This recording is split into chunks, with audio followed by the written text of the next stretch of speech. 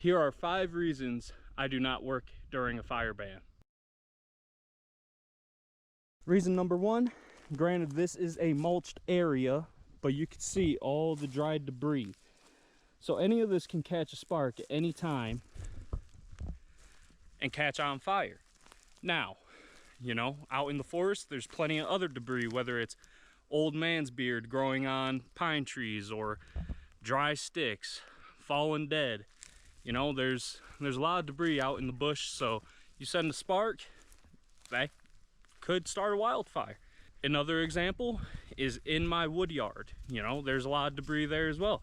I send a spark in there, all my stuff goes up in flames. So it's out here in fire country, because out east it's a lot different. Wildfires aren't nearly as common, but when it's like this, yeah, there's no working in it.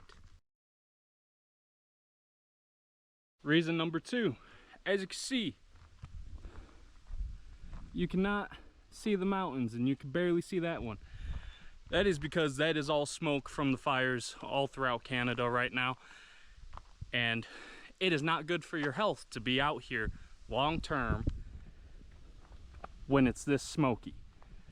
So, you know, there's a lot of health issues that could come from it, especially if you have asthma or, you know, other existing lung conditions. You can't be out in this stuff too long. As you can tell, I'm even short of breath right now, and I've only been out here for a few minutes. Luckily, we should be expecting rain soon, but for now, this is a no-go.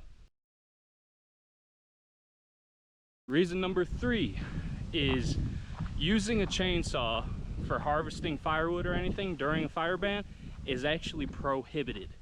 So, essentially, it relates to what I said about all the debris laying around. Is you use a chainsaw, you send a spark, catch something on fire, that's on you.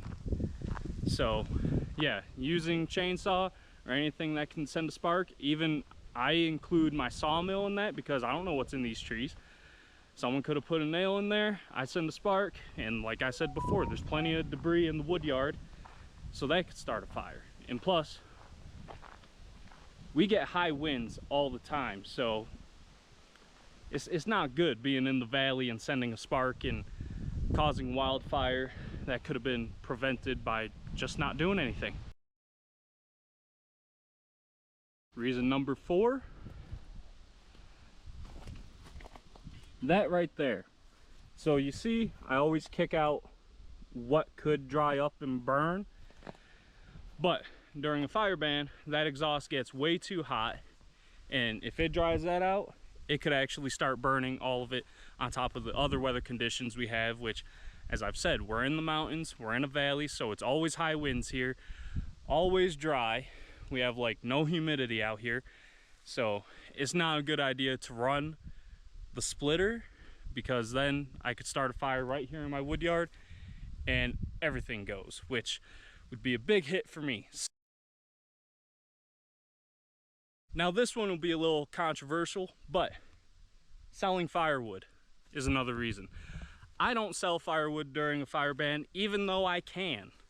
I can, you know, move some firewood, that'd be fine, but I don't, because of the moral obligation that I don't want where I live to burn up. And just because you may take the precautions during a fire ban to not burn anything up doesn't mean other people will.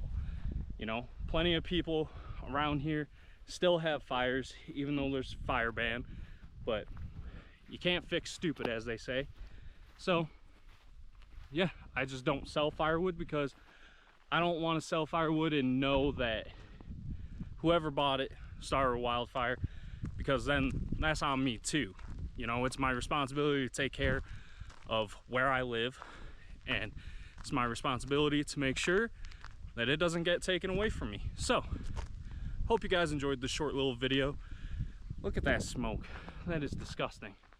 I'm gonna go back inside, and I will see you guys in the next one.